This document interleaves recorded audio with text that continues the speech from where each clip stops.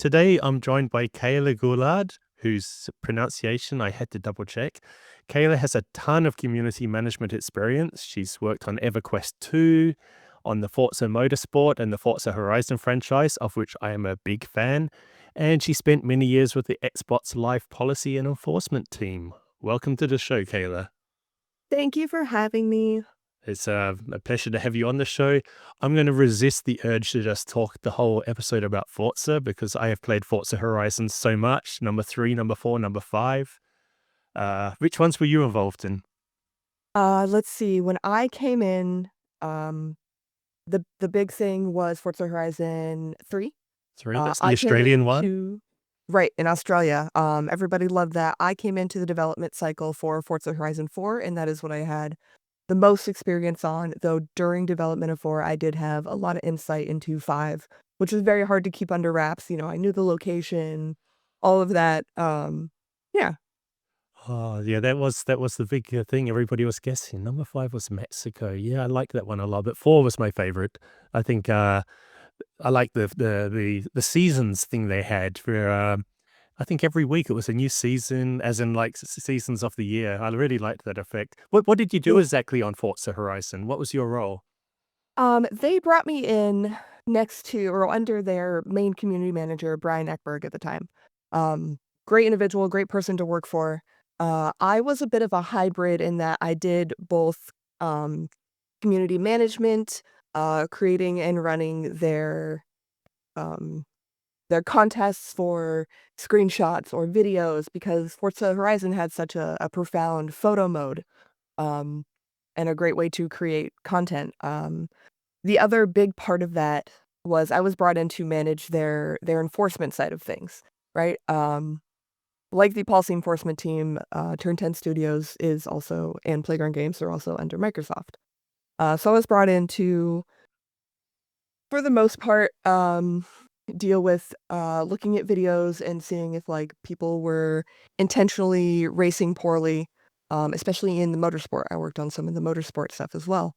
Um, Find cheaters, people either the cheating software side or hardware side, making inappropriate liveries and taking inappropriate pictures of cars, all of that. And I kind of restructured that over time. So the way you would respond to the people asking why they were banned, the policies, are you banned for 3 days, 7 days? What type of action determines what types of punishment, things like that, which is something I had a lot of experience in working with XBL Pad. So that was my main 2 jobs there.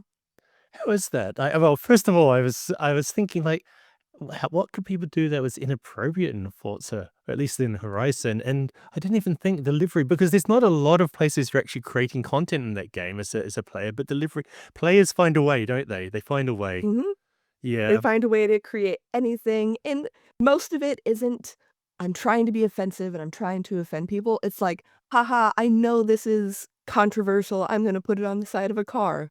Like, the Hmm. the free candy vans was such a big, silly thing that people created all the time.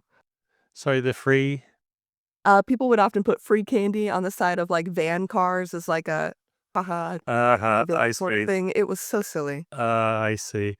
In, in the Tour de France race they have in France every year, I watched this fantastic documentary about these two Dutch people whose job is to drive along the day's course. So they cycle about 200, 300 kilometers a day. And it goes through all these little French towns. I'm sure everybody knows about it, but for the sake of the story, I'm just going to go into detail. Yep. And every little village they go through, there's some smart Alec in that village who thinks it'll be great to go and spray paint genitals on the road or something like that, so that when the national or international cameras come, it'll be there and they'll go, ha ha. So there's two Dutch guys who have to get up early, drive the entire course, checking for this overnight graffiti or spray painting, and then they turn what they see on the road into like they spray over it, they add to it to turn it into extraterrestrials or something like aliens or just little patterns. And, it's just why do people do this? I don't know, but we do, us humans do. Funny. Yeah, the same with, the Nürburgring, one of the biggest racetracks in the world. There's a big long stretch of it where it's common to put graffiti or spray paint things on it on that long stretch of straight. And same thing, they have to get rid of the worst of it, before anything major happens on TV. Such a job that you have to describe to people. What do you do? Anyway, we've gone in all the wrong order. I'm supposed to start by asking about you, how you got into becoming a community manager, your past Yeah. there. Tell us about it. How did you get started? Uh, so this is actually something I've perfected for my interviews. Um, my love of community comes from the game EverQuest, created by Sony Online Entertainment, came out in 1999. My dad brought it home one day and was like, "Oh, I found this new game. We're gonna play," and I was kind of excited about it. He installs it, and there goes the rest of my childhood. I played EverQuest 2 from 1999 to 2017 abouts. Less so in the 2010s, starting my career and everything, but I have some really specific and great memories from the community in EverQuest, right? There wasn't, a lot of social media, there wasn't really external communication, programs despite, like, Ventrilo maybe later. So all of that community interaction, and it happened in the game. There was no voice chat, right? You're doing it all through text. Um, and I had a specific moment when I was like about 11, where I I'm just starting, I'm looking for how to do things. Somebody comes up and helps me. Their name was Winterwhite. They then proceeded to help me get armor, learn how to summon pets, all of the little basic things you do in the game. Um, Years later, or a couple years later, I went to my first ever Sony, or what was it called at the time? It wasn't EverQuest Live, it was, something similar. It was a fan-made event in Las Vegas, their first one. And I met that person, Winter White, there, and she had no Right. idea I was just, like, this 13-year-old little human that was like, "I have no idea what I'm doing." And I didn't cry about it at the time, but, like, years later, I'm thinking about that, and I'm like, that EverQuest is the reason that I got into community management because I had such positive experiences that I was like, "This is something that needs to be fostered," and not in those exact words, right? I wasn't 13-year-old me, it wasn't like, "I need to foster these environments." Um, but those little moments and all of the community togetherness I experienced, negative and positive, is kinda where what led me to getting here. So, when I turned 18, I was like, "I need to volunteer to be a community not community manager, like a community volunteer in EverQuest 2 where you could run you could help answer tickets, you could run small quests in zones, um, for players, which was a lot of fun. As soon as I turned 24, I beat the door down at Nintendo, got myself a job as a game tester in Seattle, and the rest, yeah, here I am. Oh, that's amazing. And then you actually got to work on EverQuest too. Yeah, and not in, like, a paid sense, but I was like, "They have this volunteer program. Uh-huh. This is what I wanna do." Oh, that's fantastic. So, Yeah. so what was the name of the person who helped you? Winter White. Winter White, that was their character name in game. Okay, and she helped you in game or in forums? What was the In game, it was in all in game? game. I was, sitting outside of one of the cities, they came up and asked if I needed any help, and I was like, "I don't know where to find this for my spells," and then, they got me armor, just all the starting helpful things. Um, And yeah. she wasn't employed by Nintendo or the EverQuest team. She just happened to be a Yeah, player who liked helping. yeah. Wow, that's really nice. Huh. And then eventually you end up working for the Xbox team with Forza and so on. So what's it like? What's it like with we already talked a little bit about, people just like to see what they can do, but to bend the rules. But what's it like telling somebody to bend? How do they respond? So the way we did it, and this was arguably to keep a lot of people safe, especially on the team, right? When people are banned, they're mad. Hmm. That just makes sense, right? Punitive action. Um, there's a there's a weird sense of justice. When you're just playing games out in the wild as a person, and you see like somebody being really mean, somebody being aggressive towards other people or being unfair in a game, and you're just like, why would I do this if I can just cheat? It's frustrating. When you're on the other side of that, you can do something about it. And at least for me, it made me want to be the most accurate I could, right? It wasn't like, oh, I have power now. It was like, Mhm. I have a responsibility. Um, and so, when you take those actions, it was fulfilling in a way.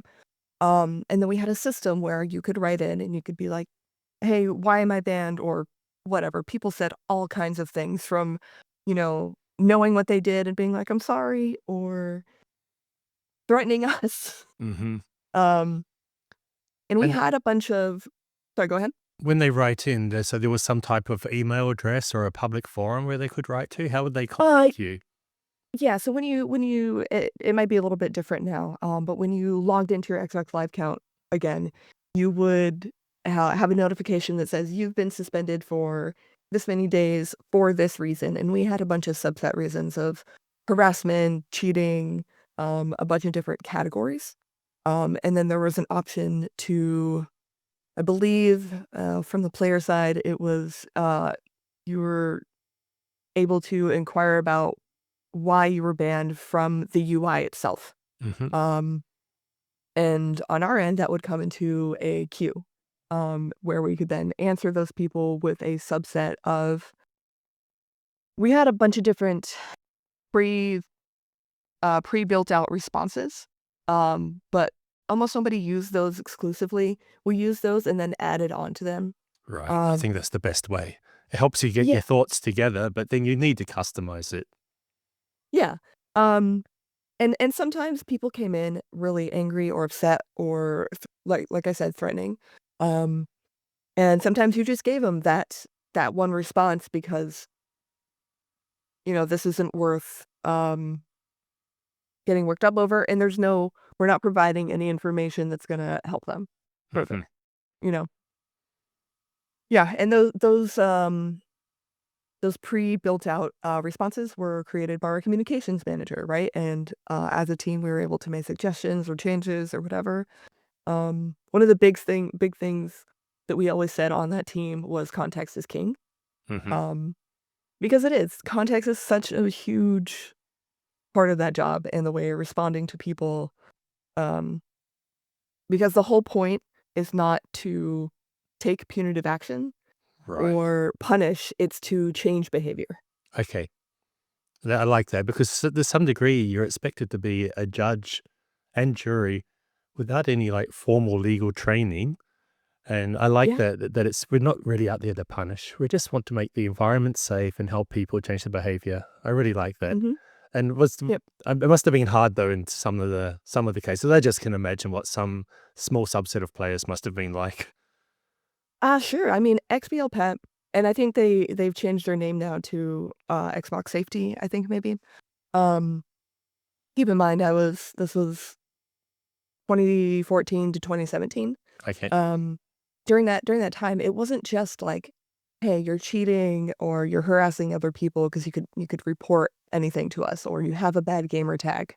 There were other parts of that team, um, that handled things like NECMEC, so keeping children safe on the internet, working with police, to find potentially really bad actors, Wow.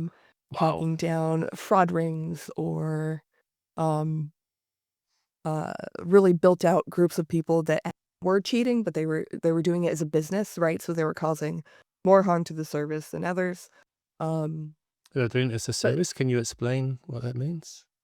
so some people that learned how to cheat, or for example, you're playing Call of Duty Black Ops.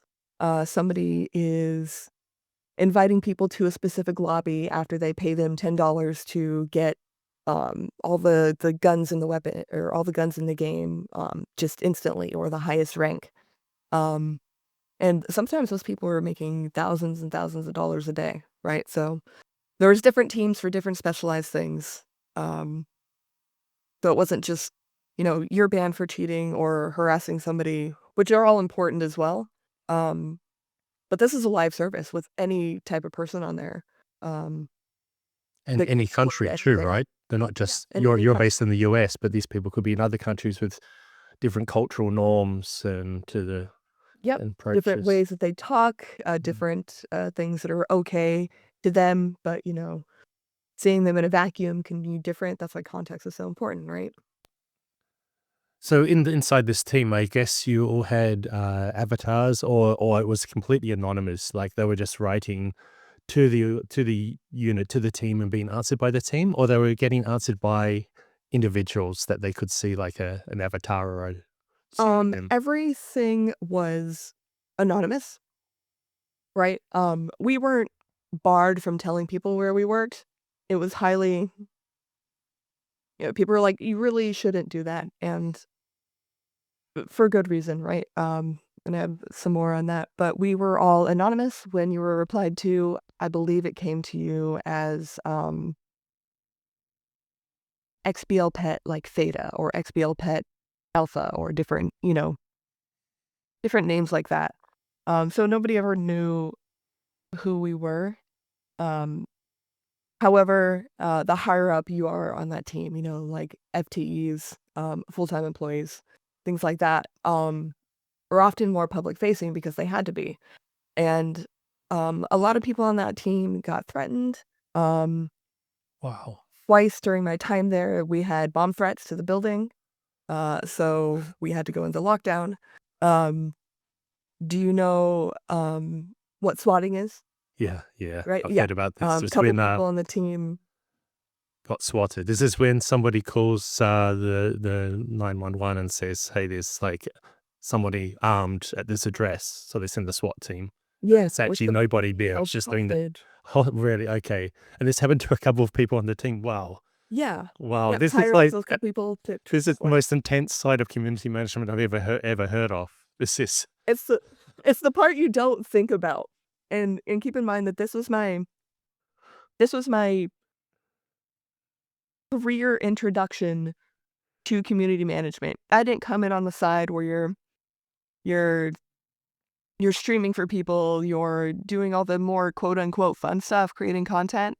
You're being yelled at, you're being threatened, you're telling people why they did something. You're seeing awful, awful things on a daily basis. We monitored videos too. Like if it had a person in it, it came to us before it went to the live service. And we just had to click next in that queue and be like,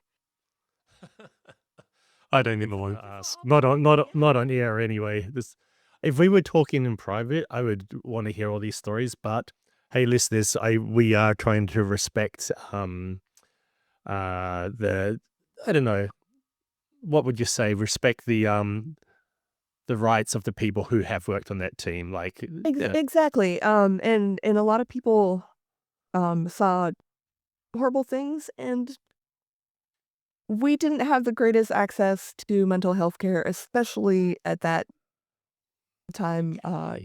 in 2014, right? We're all young 20 somethings. And it just suffice it to say, think about why you're not, like, if you're scrolling TikTok or Instagram or something. We like to get mad at, like, sometimes you'll see content and you're like, why are they not taking care of this? Think about how every time you scroll, you're watching thousands of videos over the course of a week. You're not seeing horrible stuff every other video because of how sophisticated systems have got to keep that stuff away from you, or people that are there to review that sort of content before it ever reaches you. Um, So how did you and the team manage to stay on the level without having a breakdown or without like getting this fortress mentality? What was the approach? Something the team kind of did was we were all kind of friends. We're also kind of people in life that have seen a lot of stuff and dealt with a lot on a personal level, that doing this, we're a little bit more resilient to it, right? At the time, you see something bad and you're like, yikes. Or you have a little bit of gallows humor. We also had a lot of meetings on the team that were created by the leads to discuss what we see, to realign where we're taking action, um, to talk about the stuff that we've seen, and we weren't, like, cut off from access to, healthcare and stuff like that, like, we were able to find mental health resources. I would have liked it to have been a little better structured. Um And maybe it would be today in Yeah, it 2025 I have no idea what that team looks like now and how it functions. This is all from, I left that years team in ago. 2017. Yeah. Yeah. Yeah. Uh, Well, let's not just Yep. dwell on this darker side of community management in the whole interview. Sure. So let's talk about something more positive. Tell me, how do you learn to do community management better? Um, let's see, like, my own arguably biased answer is experience. And that's because like they said, the way I got into it is by having these incredible experiences in gaming communities. I've been a gamer since playing Quake 1 when I was, like, 8, Are you on good? PC that might Nope. I used a lot of God mode just to kill things. Uh-huh. I was like, I'm just here to have fun." And so my answer for that is just getting experience. The caveat there is all of the experience you're gonna get as a community manager or could get for being a community manager is not exclusive to stuff you learn on the job. I broke into the industry using all of the experience that I got as a volunteer, knowing what I know about the gaming community by being embedded in it. Um, and then I never got the opportunity to go to college for anything. I don't have a degree in communications. Um, and that's just been the way I function was always just like being scrappy, get in my teeth. If there's something new I need to do that I haven't done before, I'm I'm Googling or I'm messaging people. I'm being annoying, Hmm. in a sense. Um, Positively annoying, not negatively yeah, annoying, I hope. yeah. I'm putting aside my ego and I'm trying to find information to best do the thing that I want to do. And that all of this was just experience. I think as a community manager and in a job like this, you have a good opportunity and are lucky enough to find information online.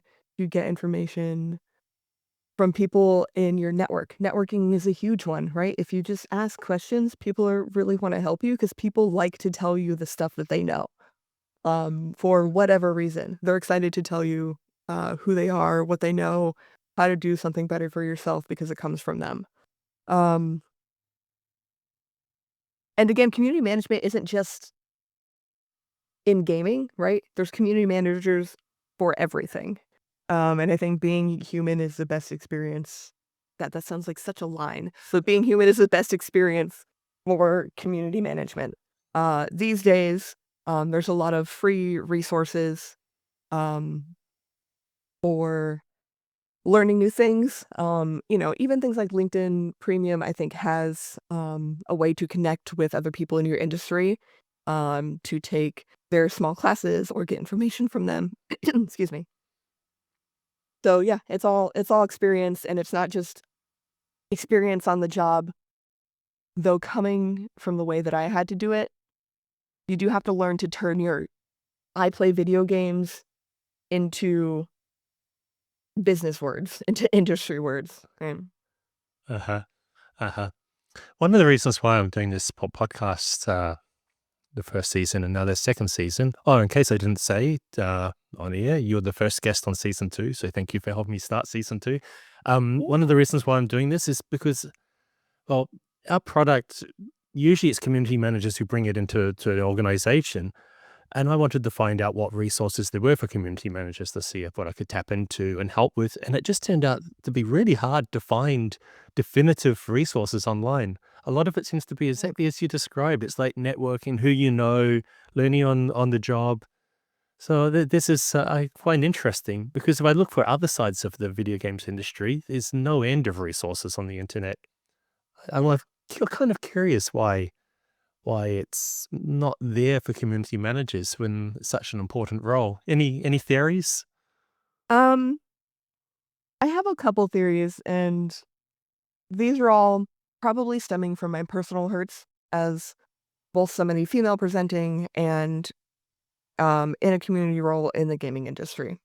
Um, there is a big controversy, at least from what I see, um, of whether or not community managers and community people are considered developers.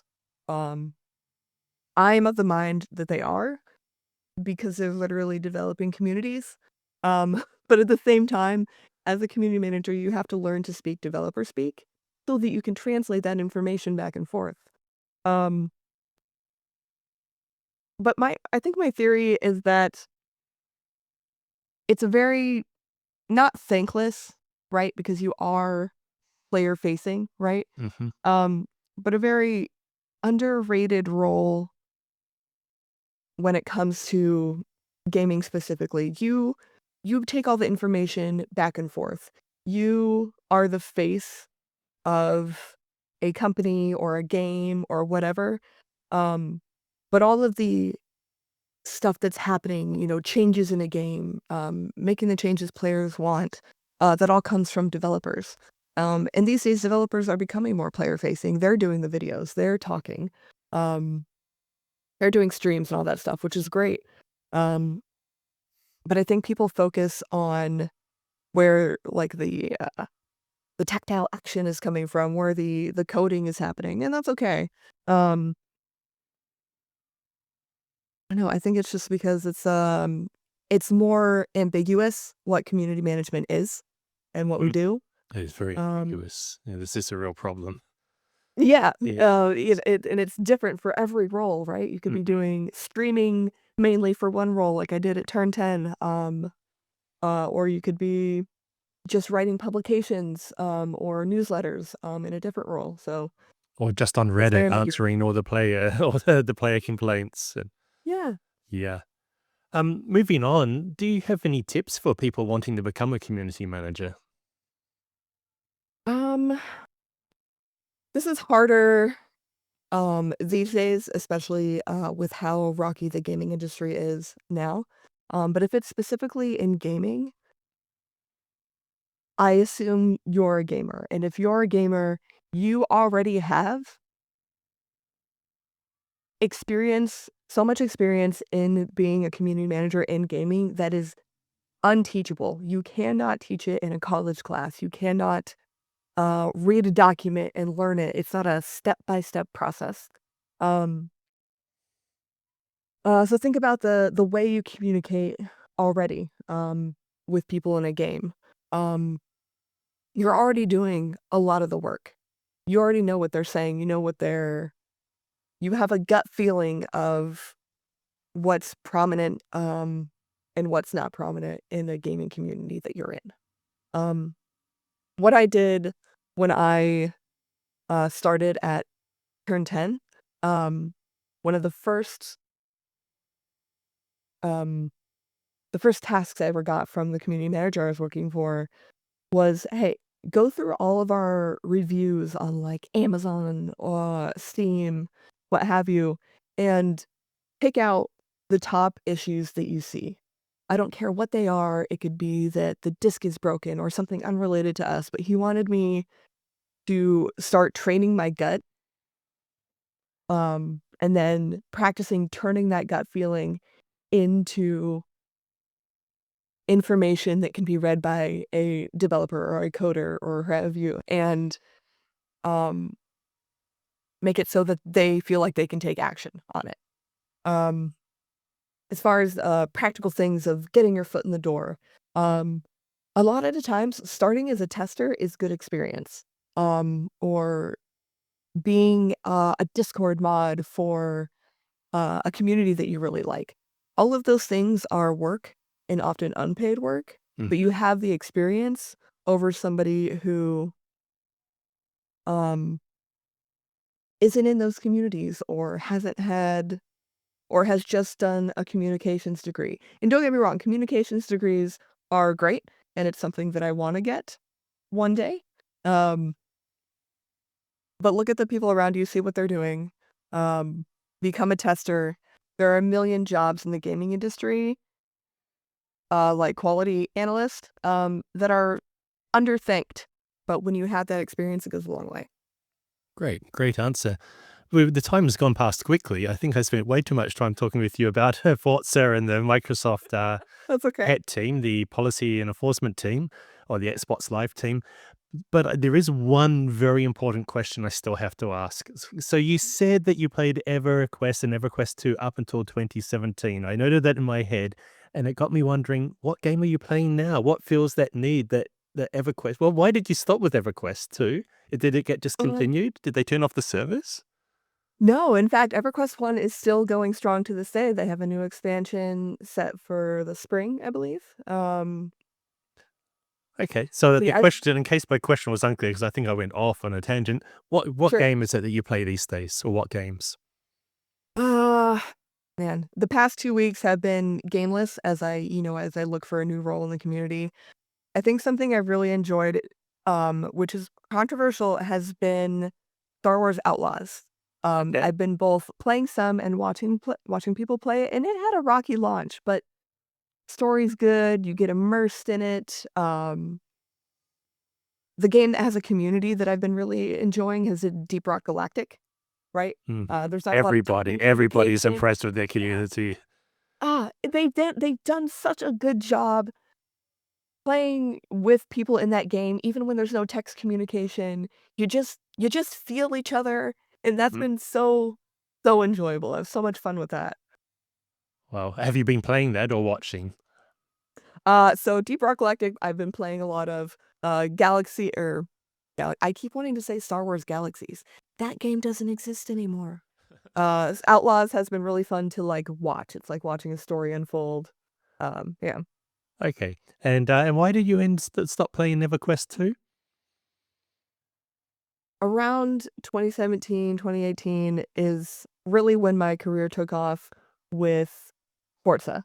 Uh-huh. I didn't really have the time anymore, and at that point, I was really high-end rating, right? We were 1st or 2nd, guild worldwide in terms of taking down content, um, and I just couldn't sink the 5 hours a night into raiding anymore, right? I had to jump into my career.